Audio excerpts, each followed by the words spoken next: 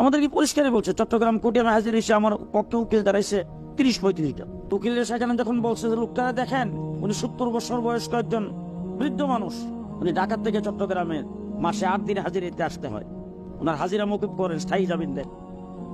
সবকিছু শুনে তুই না বিচারক বলতেছে যে ওনাকে আগের থেকে আমি চিনি, ওনার বয়ান আমি শুনছি, ওনাকে দেখতে যেরকম দেখা যায় বয়স্ক মানুষ, এই সব কিছু আমার নলেজ আছে, আমি জানি, কিন্তু আমি পারতেছি না।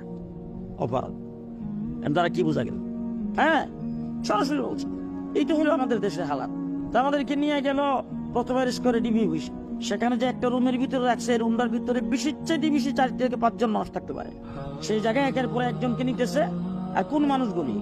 ডক্টর আহমদ আব্দুল কাদের সাহেব, মুন্নুর ইসলাম আফিদ্দি সাহেব, মৌলানা সাখাওয়াত হোসেন রাজি, মৌলানা মামুনুল হক, আইজুল হক ইসলামাবাদী, মৌলানা ফখরুল ইসলাম, মৌলানা জালাল, মৌলানা ইউসুফ আশরাফ, মৌলানা খুরশিদ আলম কাসিমি, এই সমস্ত বাংলাদেশের বরেণ্য উলামায়ে কেরাম